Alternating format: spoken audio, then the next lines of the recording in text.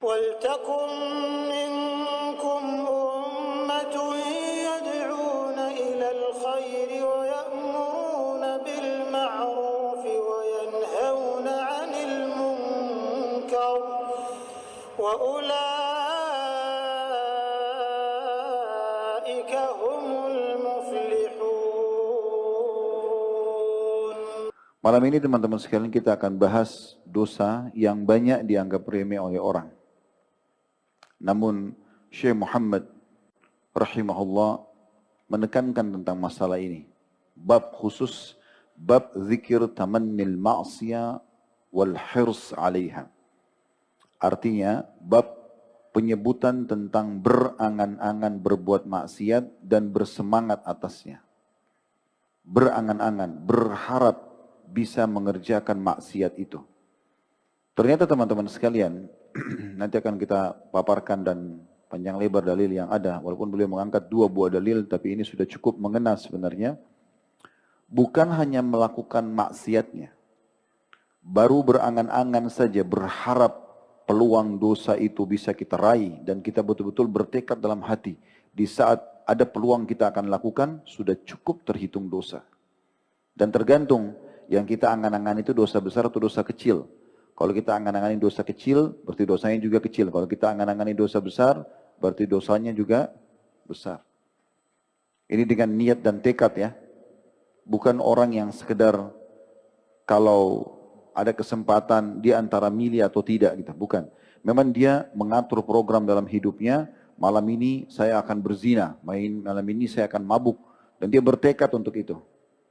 Maka ini bisa masuk dalam kategori dosa. Ini yang dimasukkan oleh beliau dalam bab ini. Jadi baru berangan-angan tapi dengan tekad yang kuat.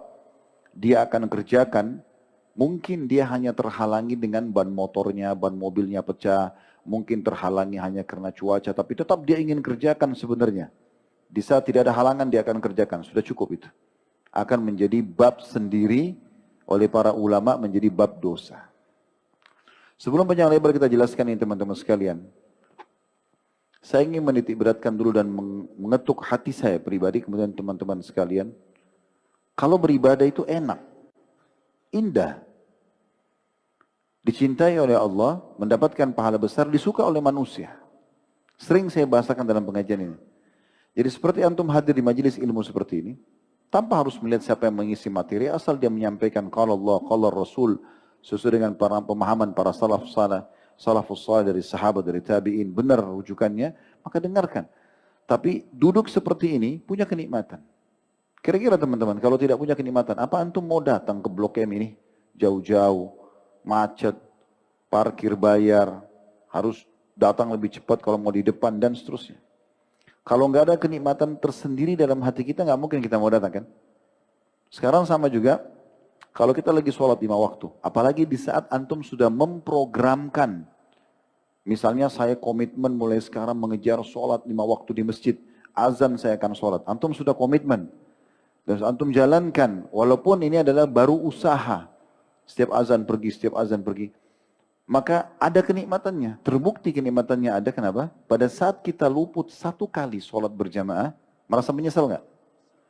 Itu berarti di ibadah itu ada kenikmatannya. Otomatis. Nah kenikmatan ini susah dibayar, susah dibeli, nggak bisa, nggak ada nilainya. Nilai terlalu tinggi gitu. Untuk membuat kita nikmat dalam sholat, nikmat dalam hadir majelismu, nikmat pada saat merasa kepuasan jiwa pada saat bersedekah, baca Quran, berdoa, amar ma'ruf nahi mungkar, bakti sama orang tua, haji dan umrah, apa saja. Itu nilainya mahal sekali. Dan kenikmatan dalam ibadah ini akan terus bertambah. Akan terus bertambah sesuai dengan kadar bagaimana kita menjauhi maksiat. Kalau kita masih membuka pintu kemaksiatan, kadar kenikmatannya ibadah itu berkurang. Tapi makin kita jauhi kemaksiatan, maka kadar kenikmatan ibadah itu makin tinggi. Makin terasa khusyuk dalam sholat, makin terasa ingin meningkatkan kuantitas tambahan selain kualitas, tentunya kualitas sudah tidak dibahas lagi. Kuantitas dari ayat-ayat Al-Quran yang kita baca. Makin kita ingin menambah kualitas sedekah kita. Jam yang kita hadir dalam majelis, mendengarkan majelis ilmu dan seterusnya. Makin bertambah terus. Beda dengan kemaksiatan teman-teman sekalian. Kemaksiatan itu dia makin dikerjakan makin membuat sumpek, makin membuat suntuk, makin membuat ya pelin-pelan, tidak tahu harus berbuat apa. Ini hal yang harus difahami di awal. Jadi membuka pintu maksiat tidak ada gunanya. Karena dia hanya akan mengundang murkahnya Allah, mendatangkan dosa, plus lagi memang membuat suntuk. Sumpuk. Tentang sholat malam, ada beberapa hadis diangkat oleh Al-Mundhiri rahimahullah dalam kitab beliau At-Targhib wa Tarhib. Unik hadisnya itu. Kata Nabi SAW, siapapun yang ingin tidur, pasti akan diikat oleh syaitan dengan beberapa ikatan di tengkuknya, di leher bagian belakang. Kalau dia bangun, berzikir kepada Allah, maka terlepas satu ikatan. Kalau dia berudu, terlepas satu ikatan lagi. Kalau dia sholat, terlepas ikatan semuanya. Maka kata Nabi SAW, engkau akan temukan orang itu, yang lepas tadi ikatan syaitan dan dia memaksakan diri dalam ibadah, engkau akan temukan dia berjiwa ceria, ya, berwajah ceria. Serta juga dia akan mendapatkan semua jenis kebaikan pada hari itu. Dalam riwayat lain, nasyitan, dia akan semangat dalam hidup. Sebaliknya, kalau orang itu tidak bangun, ya, tidak berzikir pada saat bangun tidur, tidak mau ibadah, bermaksiat kepada Allah, karena ini tentu maksiat yang membuat dia tidak bisa bangun gitu. Telinganya dikencing oleh syaitan dalam beberapa hadis yang lain, maka kebablasanlah sholat malamnya, kebablasan sholat subuhnya, maka engkau akan temukan, kata Nabi SAW, jiwanya murung, mukanya murung, dan jauh dari semua kebaikan. Dalam riwayat lain, malas. Berarti ibadah itu punya kenikmatan tersendiri dan punya banyak efek-efek positif. Tapi kesempatan ini kita akan lebih banyak menyentuh tentang masalah efek buruk daripada maksiat itu.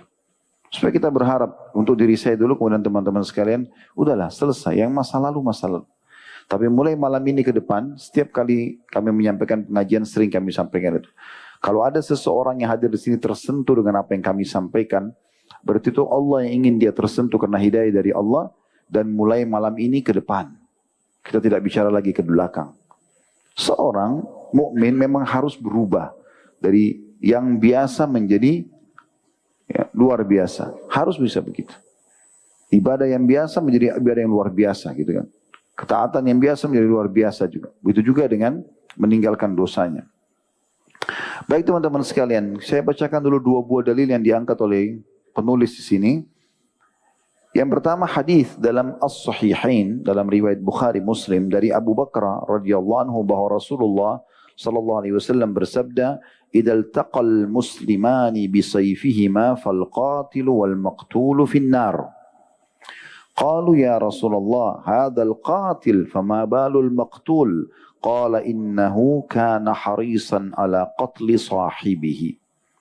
Hadis ini riwayat Bukhari Muslim ya. Terjemahannya, kata Nabi SAW, jika dua orang Muslim bertemu, bertarung dengan menggunakan pedang masing-masing, maka yang membunuh dan yang dibunuh dua-duanya masuk neraka. Ya, saya ulangi, jika dua orang Muslim bertemu, bertarung, membawa pedang masing-masing, maka yang dibunuh dan yang membunuh dua-duanya masuk neraka. Para sahabat mengatakan, ya Rasulullah, orang yang membunuh kami tahu. Jelas dia yang membunuh, dia wajar masuk neraka. Tapi, fama balul maktul, bagaimana dengan orang yang dibunuh? Kok bisa masuk neraka juga? Apa kata Nabi SAW? Karena sesungguhnya dia benar-benar niat, bertekad, kalau dia tidak terbunuh, dia akan bunuh rivalnya. Kebetulan kan dia terbunuh. Kalau dia tidak terbunuh, dia akan membunuh nggak? Nah, seperti itu. Berarti karena tekad yang kuat tadi akan mengerjakan dosa, sudah cukup terhitung dosa. Dia gagal karena tidak berhasil saja. Tapi memang dia tetap mau kerjakan. Kapan dia bisa bangkit, dia akan tetap kerjakan. Dia akan tetap membunuh. Nah, di sini berarti dia akan mendapatkan dosa itu. Ini tidak masuk teman-teman di dalamnya kalau orang baru dibisikin sama syaitan. Syaitan bisikin, suruh dia berzina, suruh dia mencuri, suruh dia menggibah. Tapi antum bisikan tersebut antum tepis, antum tidak mau ikutin. Itu tidak masuk dalam masalah ini. Ini orangnya betul-betul bertekad nih. Dia betul-betul berangan-angan, berharap peluang itu terjadi pada dia. Di poin ini saya ingin titik beratkan juga sebuah hal penting. Ingat, semua pelanggaran ada konsekuensi hukum. Antum kalau melanggar di perusahaan, ada konsekuensi hukum kan? Walaupun bisa saja dimaafkan. Tapi kebanyakan pelanggaran harus ada hukumannya. Dimaafkan itu mungkin kalau kita persentasikan 100%, 90% dihukum, 10%-nya dimaafkan. Semua pelanggaran. Ya? Antum telah datang kantor, antum tidak selesaikan pekerjaan, 10% bisa dimaafin. 90% lebih banyak hukuman. Kan begitu. Nah, kecuali kalau dalam hubungan dengan Allah SWT, ini mungkin persentase dimaafkannya bisa besar, tapi tetap ada hukuman. Tetap bisa ada hukuman. Dari poin ini teman-teman, siapapun di antara Anda yang hadir di sini, kalau pernah punya peluang berbuat dosa. Contoh, 1 tahun lalu ada peluang berbuat zina dengan lawan jenis yang kita kenal dan ada kesempatan untuk melakukan. Tapi subhanallah terhalangi. Misal tiba-tiba kita sakit atau dia yang sakit atau tiba-tiba putus kontak atau sebenarnya kalau terjadi kesempatan itu kita akan kerjakan dan kita bertekad, itu kan bisa dosa ya. Nah, tapi poin di sini, kalau seandainya Allah menghalangi kita nggak jadi buat perzinahan itu, jangan pernah menyesali itu teman-teman sekalian. Jangan bilang coba dulu saya lakukan. Paham gak? Kenapa? Karena kalau antum melakukan, walaupun terbuka pintu taubat setelah ini karena masih hidup, tetap itu ada konsekuensi hukuman. Jadi di saat Allah menyelamatkan kita dari satu perbuatan dosa, berarti kita selamat dari hukuman dosa itu. Jadi jangan sesali. Bisa ditangkap gak pesannya nih? Nah, jadi jangan pernah sesali kesempatan berbuat dosa yang luput. Justru syukuri karena tidak jadi. Jangan bilang, oh coba dulu saya lakukan saja. Coba dulu saya mencuri saja, saya gibah saja, saya nipu saja, saya zina saja. Enggak, karena kalau antum melakukan ada konsekuensi hukum. Justru syukuri karena tidak terjadi. Fahami ini ya, karena banyak di antara anak-anak muda biasa terpengaruh begitu. Misal calonnya dulu yang dia ingin nikah, ya sudah nikah. Coba dulu sebelum nikah saya zinai saja. Bisa nggak terjadi begitu? Ya kan? Padahal sebenarnya kalau dia lakukan itu ada konsekuensi hukum. Justru sekarang Allah selamatkan dia. Ini pesan penting ini. Jelas nggak? Sudah pakai mikrofon, sudah pakai bahasa Indonesia, suara saya keras. Nggak jelas juga, biar malaikat yang ambil alih sudah. Baik, dalil yang kedua yang beliau angkat. Ini 2 buah dalil saja. Dari Abu Kabsyah Al-Anmari radhiyallahu anhu secara marfu, beliau mengatakan mathalu hadil ummah kamathali arba'ati rijal. Artinya perumpamaan umat ini terdiri dari 4 golongan manusia. Rajulun atahu Allahu malan wa ilma, seseorang yang Allah karuniai ilmu dan harta.